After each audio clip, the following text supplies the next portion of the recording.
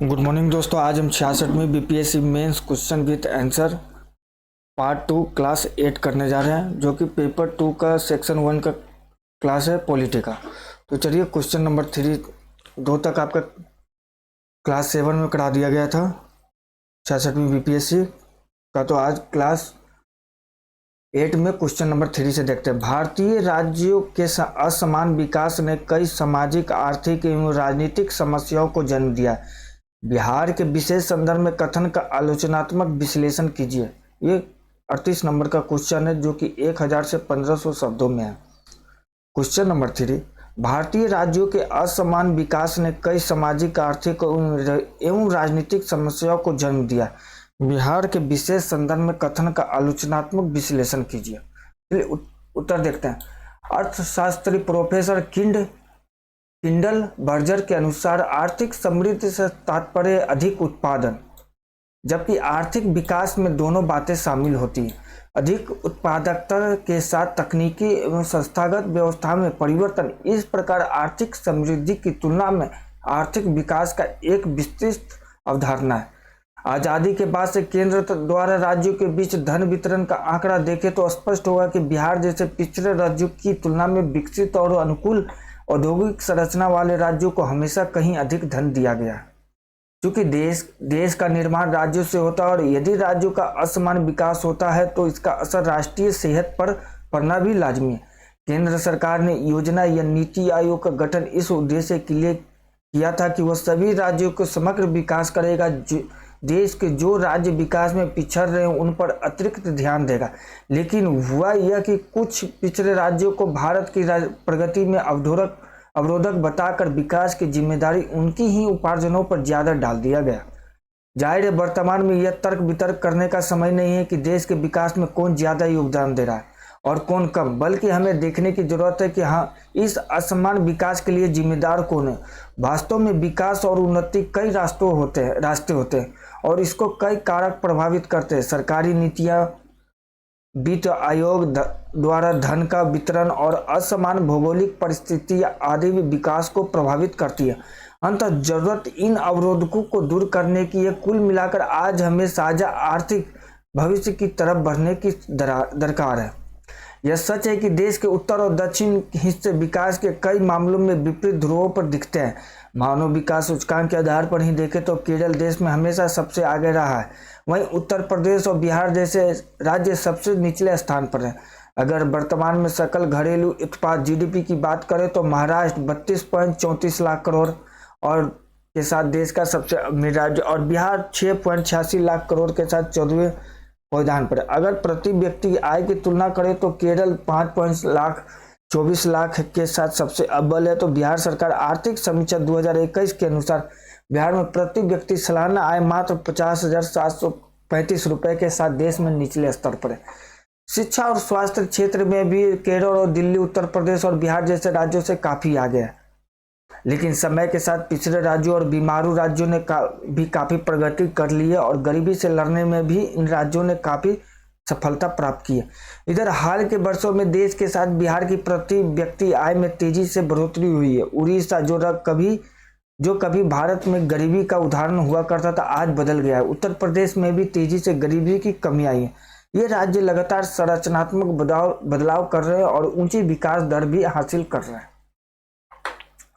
बिहार की अर्थव्यवस्था को राष्ट्रीय स्तर की ग्रोथ दर हासिल करने के लिए यूं कहे तो सामाजिक, आर्थिक एवं राजनीतिक जैसे कई पहलुओं पर काम करने की जरूरत है। इस कोशिश में राज्य प्रशासन के सामने उन क्षेत्रों में बेहतर कदम उठाने की जरूरत है जिससे राज्य अच्छा कर रहा है, और दूसरे पहलुओं को भी विकास के रास्ते तलाशने होंगे। एक नज़र में उन क्षेत्रों पर जिसमें आर्थिक विकास के लिए बिहार को ध्यान देने की जरूरत है। बाढ़ की समस्या पर जोर। देश में बिहार उन राज्यों में आता है जो बाढ़ से सबसे ज़्यादा प्रभावित होते हैं। उत्तरी बिहार की लगभग 5 से 6 करोड़ आबादी हर साल बाढ़ से परेशान रहती है। बिहार में हर साल आने वाली बाढ़ का सबसे बड़ा कारण नेपाल, क्योंकि जब नेपाल में जल स्तर बढ़ता है तो वहां से पानी छोड़ा जाता है और वो उत्तरी बिहार के इलाकों में कोहराम मचा देता है। इसलिए दोनों देशों को समझना होगा कि अगर इस समस्या से निपटारा पाना है तो नेपाल और भारत को एक साथ मिलकर एक कारगर प्लान कर काम करना होगा। अस्थायी तटबंधों का निर्माण कर नदी जोड़ों प्लान पर काम करना होगा। इस राज्य की लगभग 73.6% भूमि बाढ़ से प्रभावित रहती है। नेपाल से सटे उत्तरी बिहार का एक बड़ा इलाका हर साल बाढ़ की चपेट में आ जाता है, जिसकी वजह से बिहार की कुल आबादी लगभग 76% बाढ़ से प्रभावित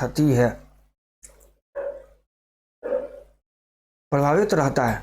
इसका एक बड़ा कारण नेपाल से कोसी, गंडक, बूढ़ी गंडक, बागमती, कमला बलान, महानंदा, अंधवारा जैसी नदियों की पानी नेपाल द्वारा छोड़ा जाना। बाढ़ प्रबंधन सुधार सहायता केंद्र का मानना है कि पिछले 40 वर्षों के दौरान उत्तरी बिहार के मैदानी इलाकों में सबसे ज्यादा बाढ़ दर्ज किया गया। 98, 87, 78, 87, 98, 4, 2004, 2007, 2008, 11, 13, 15, 17 और 2019 में बिहार सबसे ज्यादा बाढ़ से प्रभावित रहा। बिहार के मधुबनी, दरभंगा, सीतामढ़ी, शिवहर, सहरसा, सुपौल, पूर्णिया, अररिया, मधेपुरा, कटिहार, समस्तीपुर, मुजफ्फरपुर, बेतिया, मोतिहारी और बेगूसराय जैसे जिले अक्सर बाढ़ से सबसे ज्यादा प्रभावित रहते हैं। इससे लोगों को जान माल, मकान, फसल, मवेशी आदि की भयावह क्षति होती है। रोजगार के अवसर कृषि में शून्य हो जाते हैं, जिसके फलस्वरूप बिहार के लोगों की क्रय शक्ति निम्नतर स्तर पर पहुंच जाती है। बाढ़ की वजह से जल जमाव की समस्या बिहार में, विशेषकर उत्तर बिहार में बहुत ही विकराल रहती है। वैसे बिहार के लगभग 28 जिले बाढ़ से प्रभावित रहते हैं और 2.5 लाख हेक्टेयर भूमि जल जमाव की समस्या से प्रभावित है। एक अध्ययन के अनुसार देश के कुल बाढ़ प्रभावित क्षेत्र 17.2% हिस्सा बिहार में। बिहार में औसतन बाढ़ से हुई क्षति भारत देश में बाढ़ से हुई कुल क्षति का लगभग 12% है। भारत देश के बाढ़ प्रभावित कुल जनसंख्या का 21% हिस्सा बिहार राज्य में निवास करती है। बिहार के आर्थिक पिछड़ेपन के कारणों को अमर्त्य सेन के मॉडल से समझा जा सकता है। अमर्त्य सेन के अनुसार बांग्लादेश में बाढ़ से आए बेरोजगारी एवं क्रय शक्ति में ह्रास ही बांग्लादेश के दरिद्रता एवं अकाल के आधारभूत का कारण है। ठीक उसी तरह बिहार के आर्थिक पिछड़ापन का प्रमुख कारण बाढ़ से आई बेरोजगारी और आर्थिक क्षति और बदहाली है। दूसरा, कृषि पर जोर। बिहार के आर्थिक विकास के लिए यह जरूरी है कि कृषि क्षेत्र की उत्पादकता बढ़ाई जाए और इसे बरकरार रखा जाए। राज्य के 3 कृषि रोड मैप इन मुद्दों को ध्यान में रखकर बनाए गए हैं। इसके साथ ही यह भी जरूरी है कि राज्य कामगारों को कृषि क्षेत्र से कृषि क्षेत्र में ले जाने के लिए मध्य अवधि से लंबी अवधि की एक रणनीति बनाए। आधारभूत सुविधाओं का विकास। ढांचागत सुविधाओं के विकास में राज्य की भूमिका को नजरअंदाज नहीं किया जा सकता। बीते कुछ सालों में बिहार में इस दिशा में खासकर सड़क निर्माण में काफी काम हुआ है। हालांकि बिजली के क्षेत्र में बिहार में काफी सुधार हुआ है, पर अभी भी बहुत ही कमी है। बिजली उपलब्धता के घंटों में वृद्धि की जरूरत है। सिंचाई, बाढ़ नियंत्रण और जल निकासी जैसे जल प्रबंधन पर भी ध्यान देने की जरूरत है। बेहतर शैक्षणिक संस्थानों का निर्माण। बिहार में बुनियादी शिक्षा की रीढ़ कहे जाने वाले सरकारी स्कूलों की दशा बहुत दयनीय है। यहाँ के शैक्षणिक संस्थान, खासकर तकनीकी और उच्च शिक्षा के संस्थान, देश के सबसे बुरे स्थानों में एक है। ज्ञान आधारित अर्थव्यवस्था की इस युग में इसके महत्व को हमारी सरकारों को समझना होगा। बिहार सरकार को इस पर बहुत ही अधिक ध्यान देने की जरूरत है। इसके अलावा यह भी आवश्यक है कि बाहर में बसे बिहारों से सामाजिक सुरक्षा, हुनर विकास, सूचना के प्रसार और व्यापार और वित्त के मामले में काफी कुछ हासिल कर सकते हैं। शहरीकरण को तेज करने की चुनौती। बिहार के विकास की धीमी गति की एक वजह हम कम शहरीकरण भी है। राज्य के सिर्फ 11%, लेकिन अभी 15% के लगभग में हो गया। 11% आबादी शहरों में रहती है। इस मामले में राष्ट्रीय औसत 31% है। यहाँ का जनघनत्व 1106 प्रति घन वर्ग किलोमीटर है। बिहार पूरे देश में सबसे अधिक जनघनत्व वाले राज्यों में एक है। इसके अलावा बिहार में जो शहर है वहाँ भी ढांचागत सुविधाएं और सेवाएं बुरी हालत में। उन शहरों और कस्बों का अपने आप में विकास भी नहीं हो सकता। इन शहरी क्षेत्रों में विकास के पिरामिड के आकार की संरचना भी नहीं है। हालांकि राज्य की पलायन की वजह निर्माण क्षेत्र का छोटा होना और कम शहरीकरण होना भी है, पर यह भी सच है कि कृषि उत्पादन प्रसंस्करण के लिए राज्य के बाहर ले जाए जाते हैं। यह बिहार में स्वतंत्र और मजबूत अर्थव्यवस्था के लिए अच्छी रणनीति नहीं है। इसके लिए यह भी जरूरी है कि मौजूदा शहरों में ढांचागत सुविधाएं बढ़ाई जाए और वहाँ आर्थिक गतिविधियां तेज की जाए। इसके साथ ही बड़े गांवों को छोटे कस्बों और बाजारों में बदला जाना भी आवश्यक है। यह भी जरूरी है कि इसके लिए आर्थिक विकास और सुविधाओं का विकास किया जाए। छठा, राजस्व का आधार बनाना होगा। जहाँ तक विकास के लिए संसाधनों की बात है, बिहार में राजस्व लगातार बढ़ा है, पर राज्य की वित्तीय स्थिति सुधरने की बड़ी वजह केंद्र से मिलने वाला पैसा। इस मामले में अभी काफी कुछ करने की गुंजाइश है। इसमें राज्य में राजस्व से होने वाले आमदनी का आधार बढ़ाना भी शामिल। इस मामले में इधर मछली पालन जैसे कई आर्थिक गतिविधियों में तेजी आई है। मानव संसाधन पर ध्यान। बिहार से बाहर गए लोग राज्य का संसाधन बढ़ाने में महत्वपूर्ण भूमिका निभा सकते हैं। जबरदस्ती गरीबी, जमीन पर ज्यादा बदलाव और दूसरी प्रतिकूल वजहों से बिहार कमजोर संसाधनों वाली खुली अर्थव्यवस्था का माकूल उदाहरण है। यहाँ गरीबी का कुचक्र चलता रहा है, जहाँ गरीबी की वजह से एक बिंदु के बाद संसाधन नहीं बनते और इस वजह से राज्य को राष्ट्रीय औसत विकास स्तर तक निकट भविष्य में पहुंचने की दिक्कत होती है। सिविल सोसाइटी की भूमिका। दरअसल बिहार में के ज्यादातर मुद्दे देश के मुद्दों के ही बड़े रूप है, जिसमें इसमें जातियों और समुदायों से समाज के बटे होने की चुनौती भी शामिल है। इसके साथ ही कमजोर सिविल सोसाइटी और कमजोर स्थानीय निकाय भी बड़ी चुनौती बनकर सामने आए। इसलिए जरूरी है कि बिहार में जीवित सिविल सोसाइटी और मजबूत स्थानीय निकायों का विकास किया जाए।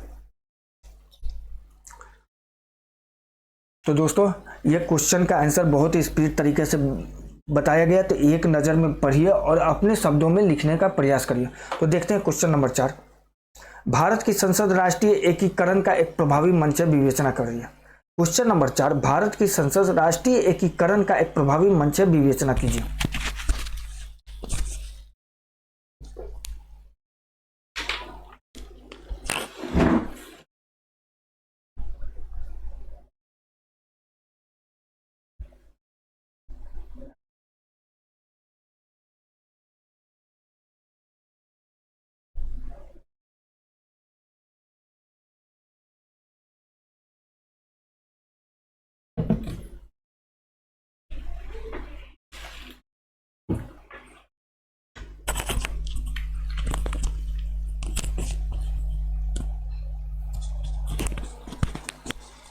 तो चलिए देखते हैं आंसर। सच्चे लोकतंत्र के लिए व्यक्ति को केवल संविधान के उपबंधों अथवा विधानमंडल में कार्य संचालन हेतु बनाए गए नियमों और विनियमों का अनुपालन तक ही सीमित नहीं रहना चाहिए, बल्कि विधानमंडल के सदस्यों में लोकतंत्र की सच्ची भावना भी विकसित करनी चाहिए। यदि इस मौलिक तथ्य को ध्यान में रखें तो स्पष्ट हो जाता है कि यद्यपि मुद्दों पर निर्णय बहुमत के आधार पर लिया जाएगा, फिर भी यदि संसदीय सरकार का कार्य केवल उपस्थित सदस्यों की संख्या और उनके मतों की गिनती तक ही सीमित रखा गया तो इसका चल पाना संभव नहीं हो पाएगा। यदि हम केवल बहुमत के आधार पर कार्य करेंगे तो हम फासिज्म, हिंसा और विद्रोह के बीज बोएंगे। यदि इसके विपरीत हम सहनशीलता की भावना, स्वतंत्र रूप से चर्चा की भावना और समझदारी की भावना का विकास कर पाए तो हम इस पर मंच से देश के सभी प्रतिनिधियों के माध्यम से लोकतंत्र की भावना को पोषित करेंगे। ये गणेश वासुदेव मावलंकर प्रथम लोकसभा अध्यक्ष, वो उनके द्वारा वक्तव्य बोला गया। चलिए, भारतीय लोकतंत्र में हमारी संसद देश के 36 राज्यों, केंद्र शासित प्रदेशों के लगभग 140 करोड़ 130 पहले जनता की सर्वोच्च प्रतिनिधि की संस्था है, जहां विभिन्न भाषाओं और प्रांतों के अलग अलग धर्म एवं संस्कृतियों के करीब 800 जनप्रतिनिधि इस संसदीय मंच पर जब सम्मेलन करते हैं तो राष्ट्रीय एकता और अखंडता के सूत्र में बंध जाते हैं। इसके माध्यम से अपने अपने क्षेत्र की जनता की आकांक्षाओं की राष्ट्रीय अभिव्यक्ति मिलती है। संसद की इस बात का प्रमाण है कि हमारी राजनीतिक व्यवस्था में जनता सबसे ऊपर है। संसदीय शब्द का अर्थ है ऐसी लोकतांत्रिक राजनीतिक व्यवस्था से है जहां सर्वोच्च शक्ति लोगों के प्रतिनिधियों के उस निकाय में निहित हो है जिसे संसद कहते हैं। भारत के संविधान के अधीन संघीय विधानमंडल को संसद कहा गया है। यह वह धुरी है जो देश के शासन की नींव है। संविधान ने संसद को संघ राज्य क्षेत्रों के जन प्रतिनिधियों को चुनने की विधि के निर्धारण का अधिकार दिया। इसी के तहत संसद ने संघ राज्य क्षेत्र अधिनियम 1965 बनाया, जिसके तहत संघ राज्य क्षेत्रों से प्रत्यक्ष निर्वाचन के तहत लोकसभा के सदस्य चुने जाते हैं। संसद किसी लोकतंत्र में विचार विमर्श करने का एक सर्वोच्च मंच है, जहां लोक महत्व के अनेक मुद्दों पर चर्चा की जाती है। भारतीय लोकतंत्र को विश्व में न केवल सबसे बड़े अपितु महानतम कार्यशील लोकतंत्र के रूप में मान्यता प्राप्त है और उसकी सराहना भी की जाती है। ऐसा न केवल इसके विशाल आकार के कारण, बल्कि इसके बहुलतावादी स्वरूप और समय की कसौटी पर खड़े उतरने के कारण लोकतांत्रिक परंपरा और सिद्धांत भारतीय सभ्यता की विरासत के अभिन्न अंग रहे हैं। यहाँ सहिष्णुता और शांतिपूर्ण अस्तित्व की भावना जैसे विभिन्न पारस्परिक गुण सदियों में विकसित हुए हैं, जिसकी जड़ें हमारी राजनीतिक चेतना में बहुत गहराई तक समाई हुई है। संसद ही देश के लोगों की आवाज का प्रतिनिधित्व करती है। संसद संसद सदन में चर्चा के बाद कानून को पारित करती है और कानूनों और नीतियों को लागू करने के लिए हमारी सरकारें आय व्यय बजट का लेखा जोखा भी तैयार करती है। इस तरह संसद ही हमारी सरकारों को जनता के प्रति जवाबदेह बनाती है और हमारी संसद देश का हृदय स्थल है, जहां से संपूर्ण देश में रक्त रूपी भावनाओं का संचार होता है और समस्त देशवासियों की आकांक्षाओं का प्रतिनिधित्व करती है। इस तरह हम कह सकते हैं कि भारत की संसद राष्ट्रीय एकीकरण का एक प्रभावी मंच है। तो दोस्तों, इसी के साथ आपका 66वीं बीपीएससी 2021 का चैप्टर समाप्त हुआ। तो इसका क्वेश्चन का आंसर आप देखिए और अपने शब्दों में लिखने का प्रयास करिए और ज़्यादा से ज़्यादा दोस्तों को शेयर करिए, लाइक करिए, कमेंट करिए। Thank you.